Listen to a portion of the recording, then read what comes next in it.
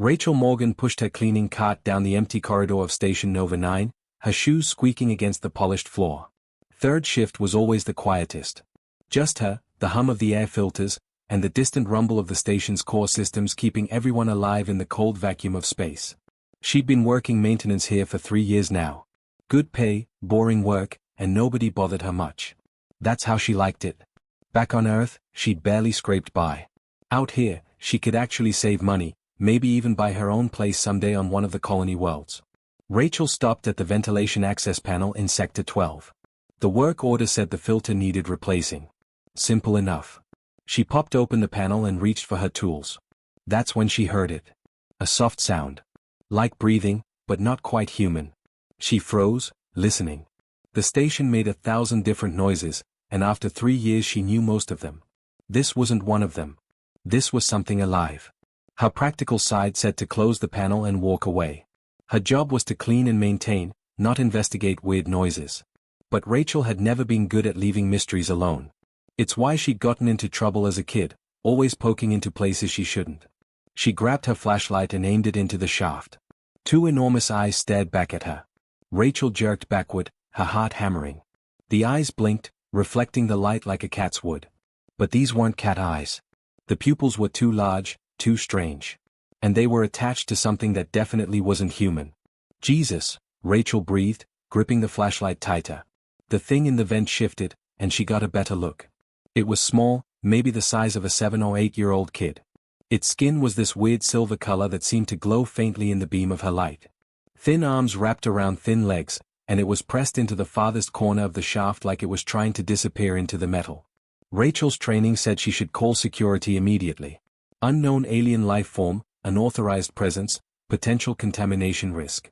All the protocols she'd sat through in those boring orientation videos. But then she saw the burns. They marked the creature's arms in angry red streaks, the kind you got from restraint cuffs set too tight. Rachel had seen burns like that before, back when she'd volunteered at the shelter in Detroit. People who'd been held somewhere they didn't want to be. The creature made a small sound, almost like a whimper. It pulled itself tighter into the corner, shaking. Rachel's mind raced. She worked on a research station. She'd always figured they studied rocks and cosmic radiation and weird space bacteria. But she cleaned the labs in Section 7. She'd seen the reinforced doors, the security checkpoints, the containers marked with biohazard symbols being wheeled in at odd hours. She'd heard whispers from other workers, quickly hushed when supervisors walked by. And she'd learned not to ask questions. Questions got you transferred or fired. This thing in the vent, this scared little creature with burns on its arms, it had come from those labs. She was sure of it. Rachel lowered the flashlight slightly so it wasn't shining directly in those huge eyes. "Hey," she said softly, like she was talking to a spooked animal. "Hey, it's okay." The creature's eyes tracked her movement but it didn't run. Couldn't run, probably. The vent shaft only went so deep before it connected to the main system, and that was sealed off with a grate too small for it to fit through. It was trapped. And it knew it. Rachel glanced down the corridor. Empty. Her shift supervisor wouldn't check on her for another 2 hours. She was alone with this decision. She thought about those burns again. She thought about the locked labs and the containers and the whispers. She thought about what kind of research required restraints strong enough to burn. "You're safe now," Rachel whispered, the words coming out before she could stop them. She reached her hand forward slowly, telegraphing every movement. The creature watched, trembling. Its skin began to change color, flickering with this pale blue light that pulsed like a heartbeat. Rachel kept her hand extended, patient. Waiting. After what felt like forever, the creature uncurled slightly. One thin arm reached out, hesitant, shaking. Its fingers were longer than human fingers, with an extra joint, but when they touched Rachel's palm they were warm and real and alive. The blue light spread across its skin, brighter now. The creature's whole body seemed to relax just a fraction. Rachel had no idea what she was doing. She had no plan, no resources, no authority to do anything except clean floors and replace air filters. But she knew one thing with absolute certainty as she looked at this terrified child hiding in the walls of a station where terrible things happened behind locked doors. She wasn't going to let them take it back. Getting the creature back to her quarters without being seen was the hardest thing Rachel had ever done. She'd coaxed it out of the vent with soft words and gentle gestures, then hidden it under a tarp in her cleaning cart. The whole time her heart pounded so hard she thought it might burst through her chest. Every corner she turned, she expected security to stop her. Every camera she passed felt like a spotlight. But somehow, impossibly, she made it to the crew quarters without anyone asking questions. Night shift maintenance workers pushing carts around weren't exactly unusual. Her room was tiny, just a bed, a desk, and a bathroom barely big enough to turn around in. Station living wasn't glamorous.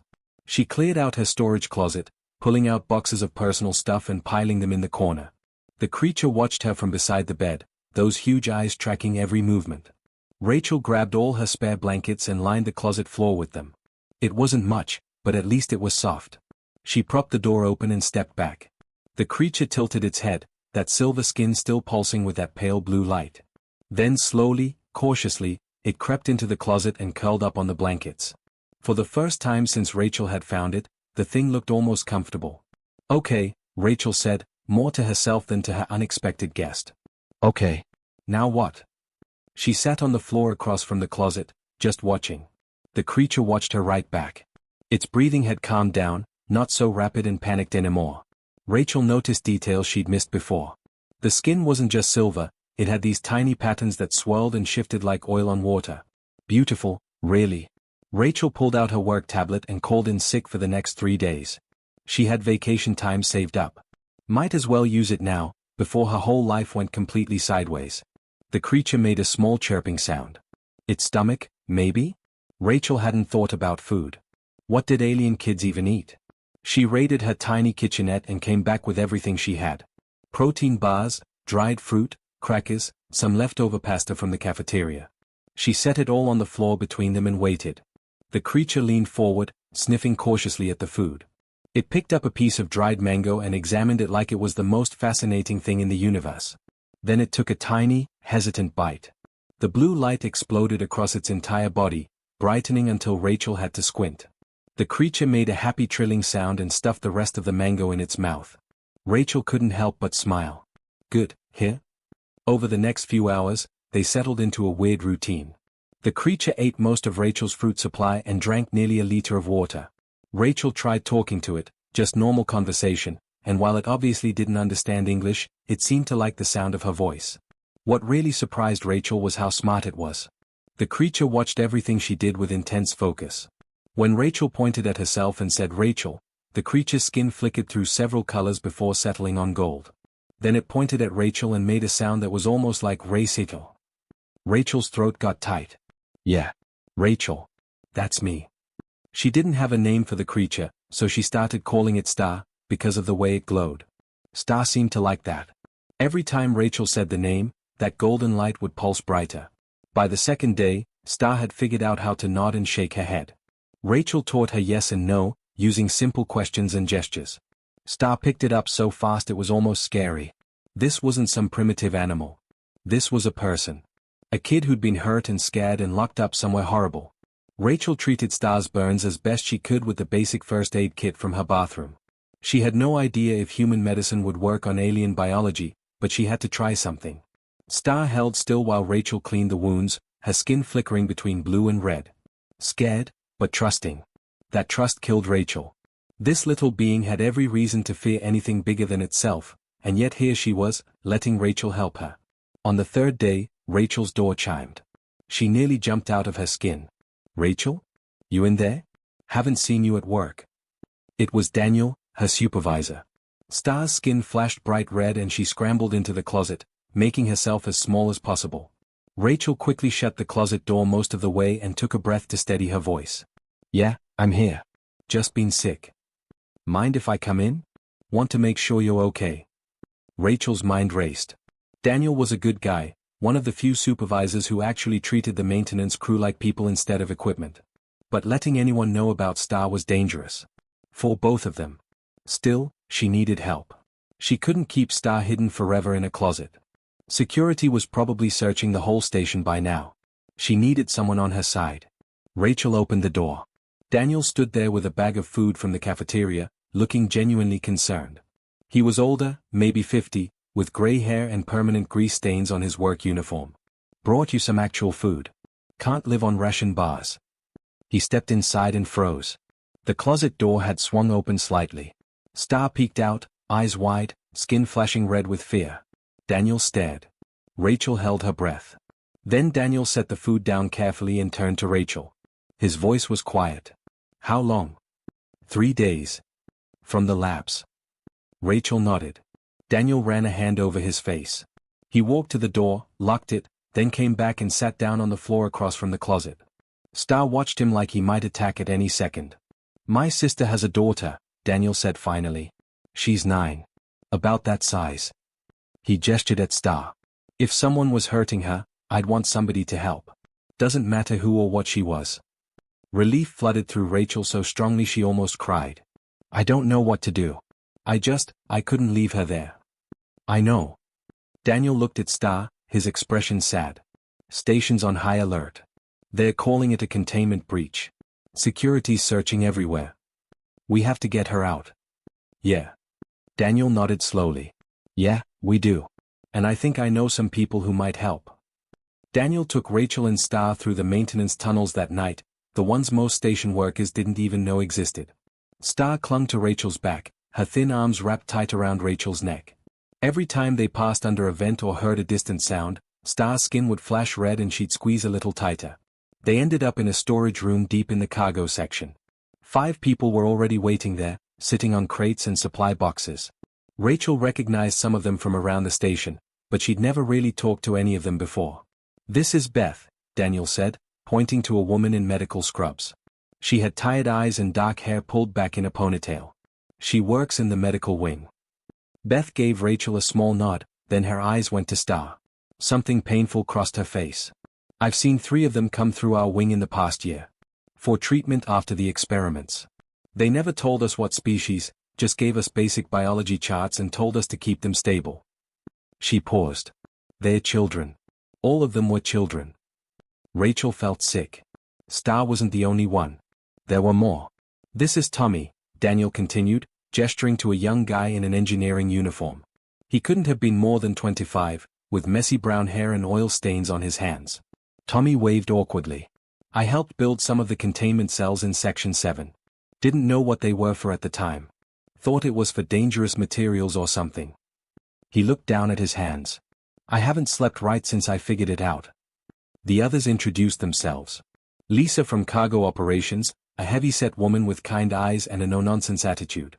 Kevin from Water Recycling, quiet and nervous. And Janet from Food Services, older and grandmotherly, who immediately started pulling snacks from her bag. We've all seen things, Daniel said quietly. Heard things.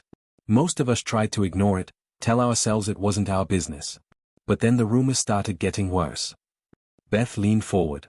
They're not just studying them. They're testing pain responses, stress limits, psychological breaking points. I saw the charts. I know what those numbers mean. Rachel held Star a little tighter. Star had climbed down from her back and was now pressed against Rachel's side, her skin flickering between blue and red. Scared but not panicking. The station director is calling it vital research, Lisa said, her voice hard. Says we're learning about a new species, expanding human knowledge. But you don't learn about people by torturing them. Janet pulled out a chocolate bar and offered it to Star. Star looked up at Rachel, who nodded. Star took it carefully and nibbled on it. Within seconds, that golden light spread across her skin again. She likes chocolate, Janet said with a sad smile. The other one I met, the one they brought through Food Services last month for special dietary testing, he liked it too. Ate a whole bar and made these happy little sounds. Her smile faded. They took him back to the labs after that. I don't know what happened to him. Tommy stood up and started pacing. We can't keep her hidden here forever. Security's searching every section. They've got thermal scanners, biosensors, the works. It's only a matter of time. The supply ship, Lisa said suddenly. The Frontier. It's scheduled to arrive in 6 days. Heads out to the colony stations in the Outer Rim. Corporate oversight is way looser out there. How do we get her on board?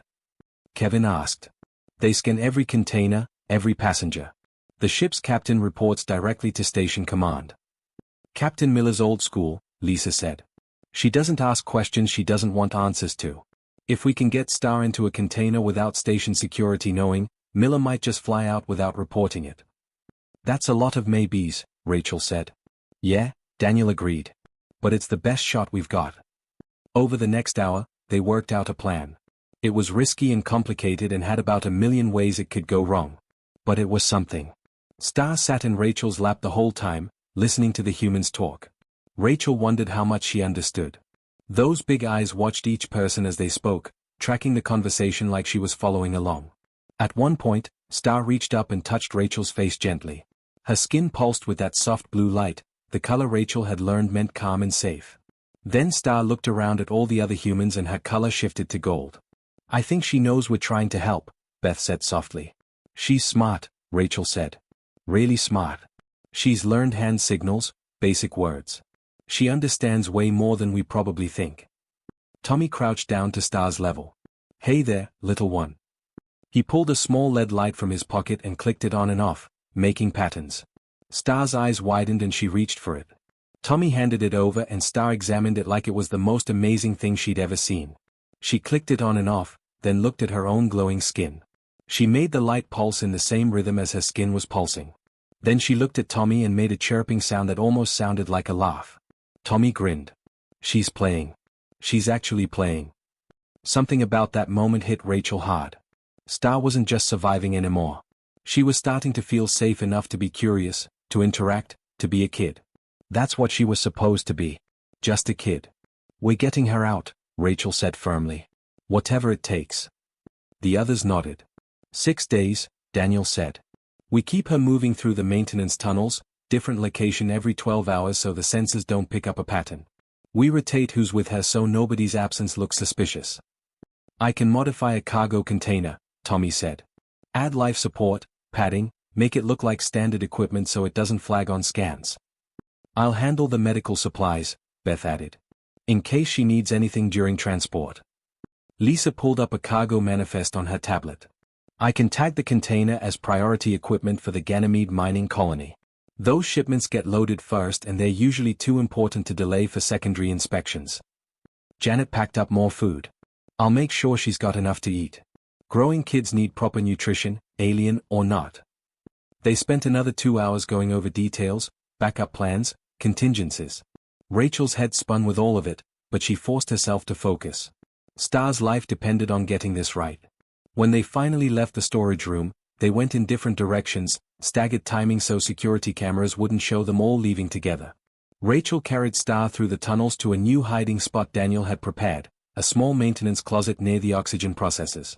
As Rachel settled Star into a nest of blankets, Star grabbed her hand. The little alien's skin glowed bright gold and she made a soft sound, almost like she was humming. "Yeah," Rachel whispered. "We're going to get you somewhere safe. I promise." Star's colors pulsed in response, and Rachel hoped desperately that it was a promise she could actually keep. The Frontier docked at Station Nova 9 right on schedule, its massive hull connecting to the loading bay with a deep metallic thud that Rachel felt through the floor. She stood in the observation area pretending to check inventory logs on her tablet, but really she was watching the cargo operations below and trying not to throw up from nerves. Somewhere in the maintenance tunnels beneath her feet, Star was sealed inside the modified container Tommy had built. Rachel hadn't been there when they'd closed her in. She couldn't be, too risky with all the security around. But Beth had promised to stay with Star until the last possible second, to make sure she understood what was happening. Rachel's hands shook as she gripped the tablet. 6 days of moving Star through the tunnels, teaching her to stay quiet, helping her understand the plan. 6 days of close calls and near misses. Yesterday, a security patrol had passed within 10 feet of their hiding spot. Star had pressed herself against Rachel, skin completely dark, not even a flicker of light. She'd learned to hide her glow when danger was close. Smart kid. Too smart to be locked up in some lab getting hurt. Rachel's comm unit buzzed. A text from Lisa down in cargo operations, container 847B loaded. No flags. That was it. Star was on the ship. Rachel let out a breath she didn't know she'd been holding. Step 1 complete. Now they just needed the Frontier to actually leave before anyone figured out what was in container 847B. But the universe, Rachel was learning, didn't make anything easy. An announcement crackled over the station speakers. "Attention all personnel. This is Dr. Hayes. We have a Code 7 situation. All outgoing ships are grounded pending security inspection. No exceptions." Rachel's blood went cold. Code 7 meant biohazard containment breach. They knew. Somehow, they knew. Her comm buzzed again. "Daniel, this time, Hayes is in the cargo bay. Headed for the frontier. She's got 6 security guards with her. Rachel didn't think. She just moved. She dropped her tablet and ran for the cargo bay, taking the stairs 2 at a time because the elevator was too slow. Her heart hammered against her ribs. They were going to find Star. They were going to take her back to those labs. No. Not happening. Rachel burst into the cargo bay just as Dr. Hayes reached the Frontier's loading ramp. The doctor was a tall woman with sharp features and cold eyes, the kind of person who looked at everything like it was a problem to be solved or a resource to be used. Dr. Hayes. Rachel called out, breathless. What's going on? Hayes barely glanced at her. Maintenance worker. This doesn't concern you. Return to your duties. Other workers were gathering now. Lisa had come out of the operations booth. Tommy appeared from behind a stack of containers, still holding a welding torch. Kevin and Janet emerged from different corners of the bay. Daniel walked up beside Rachel, wiping grease from his hands. They hadn't planned this. There was no signal, no coordination. But somehow they all ended up standing between Hayes and the ship. We need to inspect all cargo, Hayes said, her voice sharp. Now. Starting with priority containers. That'll take hours, Lisa said calmly. The Frontier has a tight schedule. Ganymede Colony is waiting on critical equipment. I don't care about schedules. We have a dangerous specimen loose on this station and every container gets checked. Hayes motioned to the security guards. Start with the priority shipments. The guards moved forward. So did the workers. It wasn't aggressive, wasn't threatening. They just stepped closer together, forming a tighter line. More maintenance crew were arriving now, drawn by the commotion. Engineers, cleaners, food service workers, people Rachel had never even met. But they could all see what was happening, and they all chose a side. 50 workers, maybe more, standing between 6 security guards and a ship. You're interfering with a security operation, Hayes said, her voice dangerous now. Move aside or I'll have every single one of you arrested. For what? Daniel asked. Standing here? We're just waiting for shift assignments. Don't play games with me. I know one of you took it. The specimen from Lab 7. It didn't just disappear. Someone helped it. Rachel forced herself to stay calm, to keep her expression neutral. Maybe it escaped on its own. Maybe it was smart enough to find a way out. Hayes's eyes narrowed. That thing is station property. Valuable research. Whoever is hiding it is committing theft of corporate assets and endangering everyone on this station. That thing, Beth said, stepping forward, is a child. I've seen what you do in those labs, Hayes. I've read the charts. Pain tolerance testing. Isolation studies. Stress response analysis. That's not research. That's torture. A murmur ran through the crowd of workers. Some of them hadn't known. Now they did. Hayes's face went hard. You have no idea what you're talking about.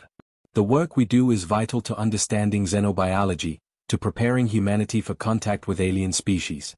Sometimes that requires difficult methods. Difficult methods, Tommy repeated, his voice shaking with anger. Is that what you call it when you burn a kid's arms with restraint cuffs? When you lock them in a room alone for days to see how long it takes them to break? More workers pushed forward now, angry voices rising. The security guards looked uncomfortable, uncertain. This wasn't what they'd signed up for either. From inside the Frontier, Rachel heard the engines begin to power up. A deep rumble that grew louder by the second. Captain Miller's voice came over the bay speakers. Station control, this is the Frontier. We've got a schedule to maintain. I'm seeing some kind of situation in the cargo bay but my ship is loaded and ready. Requesting permission to depart.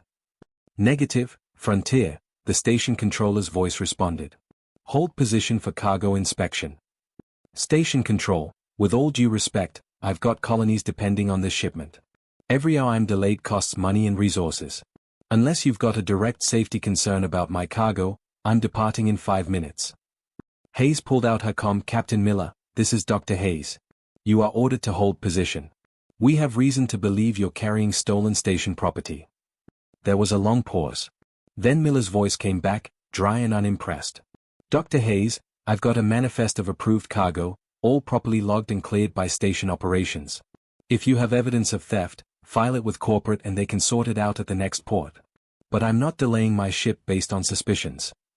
I'm ordering you. You're not my boss, Doctor. I take orders from the shipping company, and they say I fly on schedule. So unless you want to physically block my ship from leaving, I suggest you step aside. The Frontiers engines grew louder. The docking clamps released with a hiss of hydraulics. Hayes spun on the workers. Stop that ship. I want those containers offloaded now. Nobody moved. That's an order. Daniel crossed his arms. We're maintenance and cargo crew, Doctor. Not security. And our shift ended 10 minutes ago. Anything you need done, you'll have to file a proper work order. I'll have all your jobs for this. Maybe, Lisa said. But at least we'll sleep okay tonight. The Frontier began to pull away from the dock, slowly at first, then faster. Through the bay windows, Rachel watched it go. Somewhere inside that ship, in a modified cargo container with blankets and food and a small LED light to play with, Star was heading to freedom. Rachel's eyes burned but she didn't cry. Not yet. Not where Hayes could see. The doctor stood there trembling with rage as the ship disappeared from view. Then she turned to the workers with a look of pure venom. You're all going to regret this. Every single one of you. Security, I want names. I want everyone who was in this bay arrested. The security guards looked at the crowd of workers, then at each other. The head guard, an older man named Patterson, sighed heavily. Dr. Hayes, there's got to be 60 people here. We can't arrest everybody. We don't even have enough holding cells. Then start with the ringleaders. Ha. Hayes pointed at Rachel. And him. Daniel. And Patterson held up a hand. I'll file a report. Station director can sort it out. But unless you've got actual evidence of a crime, not just suspicious behavior, my hands are tied. Hayes looked like she might explode. But she had no proof. No evidence. Just a missing alien and a lot of workers who decided they'd had enough. She stormed out of the cargo bay, security trailing behind her. The workers stood there in silence for a moment. Then someone laughed, nervous and relieved. Someone else joined in. Within seconds, the whole bay was filled with the sound of people who'd just done something impossibly reckless and somehow gotten away with it. Rachel leaned against a container, her legs suddenly weak. Daniel put a hand on her shoulder. We did it, he said quietly. Yeah, Rachel whispered. We did. The arrests came 3 days later. Not all 60 workers, like Hayes had wanted, but enough to make a point. Rachel, Daniel, Beth, Tommy, Lisa, and 11 others were taken into custody and charged with theft of corporate property, obstruction of security operations, and endangering station safety. They separated Rachel from the others, put her in a small detention cell with a bed, a sink, and nothing else. The walls were gray. Everything was gray. She sat on the bed and stared at those walls and wondered if Star had made it to the colony station yet. Wondered if she was okay. The interrogation started the next day. Hayes came personally, along with station legal counsel and a recording device. They asked the same questions over and over. Where was the specimen? Who else was involved? Did Rachel understand the severity of her crimes? Rachel gave them nothing. She stuck to her story. She'd been in the cargo bay doing inventory. She didn't know anything about a missing lab specimen. She couldn't control what other workers chose to do on their own time. Hayes didn't believe her, but belief didn't matter. They had no actual proof. No footage of Rachel taking Star from the vents. No records of her hiding an alien in her quarters. Tommy had wiped the relevant security files. Beth had covered the medical supply discrepancies. Lisa had made the cargo manifest look completely legitimate. All Hayes had was circumstantial evidence and a lot of angry suspicion. On the 5th day, Rachel's public defender came to see her. He was a young guy, fresh out of law school, and he looked nervous. There's been a development, he said, pulling up something on his tablet. You need to see this. It was a news feed. Galactic News Network, one of the big independent outlets. The headline read, Station Nova 9 whistleblower exposes illegal xenobiology testing. Rachel's hands started shaking as she read. Someone had leaked everything. Lab reports, experimental protocols, videos from inside the containment cells. Star wasn't in the footage, but other aliens were. Small ones, scared ones, being subjected to tests that made Rachel feel sick. The article quoted anonymous sources from the station. It had statements from Beth about treating injured specimens. It had Tommy's testimony about building containment cells designed to prevent escape. It had dozens of workers describing what they'd seen and heard. And it had Captain Miller's official statement, I transported a cargo container from Nova 9 to the Ganymede colony station as scheduled. Upon arrival, the container was found to contain a juvenile alien life form in distress. The individual has been turned over to the Interspecies Relations Council for medical care and protection. If anyone from Nova 9 has questions about my cargo, they can file them with the IRC, who will handle this as a first contact situation, not a property dispute. First contact situation. That changed everything. You couldn't claim ownership of a sentient species. Corporate property laws didn't apply to people. It's gone viral, the defender said. Every major news outlet is covering it. There are protests at corporate headquarters back on Earth. The Interspecies Council is launching a formal investigation. Your case is all over social media. Rachel looked up at him. What does this mean for us? For the others? Honestly? I don't know yet. Corporate is scrambling. They're trying to control the narrative, claiming the research was legitimate scientific inquiry, but public opinion is turning hard against them. He paused. There's something else. The alien species, they call themselves the Veiled Ones. They've been watching human space for years but never made contact. Until now. He showed her another article. An official delegation from the Veiled Ones had arrived at the Interspecies Council headquarters. They were demanding answers about the treatment of their people. They wanted accountability. And they wanted to meet Rachel Morgan. The charges were dropped 2 weeks later. Corporate couldn't prosecute without admitting what the labs had been doing, and they definitely didn't want that in a public trial. Rachel and the others were released with formal reprimands on their records and nothing else. Rachel walked out of detention into a station that had changed. Workers looked at her differently now. Some with respect, some with fear, some with anger for bringing trouble down on everyone. The labs in Section 7 had been shut down. Dr. Hayes was gone, transferred to some other facility far away. Dozens of workers had quit or been reassigned. But the maintenance tunnels were still there. The corridors were still the same. Life on the station went on. Rachel went back to her quarters and found them exactly as she'd left them. She sat on her bed and stared at the storage closet where Star had hidden, and for the first time since this whole thing started, she cried. She cried for Star and for the other aliens who'd suffered in those labs. She cried from exhaustion and relief and the weight of everything that had happened. She cried because she'd done something that had changed her entire life and she didn't know if it had been worth it. A message notification popped up on her tablet. She almost ignored it, but something made her check. It was from an unknown sender, routed through about 15 different relays to hide its origin. No text, just a video file. Rachel opened it with shaking hands. The video showed a room with soft lighting and comfortable furniture. And there was Star, sitting on a cushioned chair that was way too big for her. She'd grown a little, Rachel thought. She looked healthier, less thin. Her silver skin glowed with that beautiful golden light. Star was wearing some kind of translator device around her neck. When she spoke, her chirping sounds came out as words. The voice was synthesized, mechanical, but the emotion behind it was real.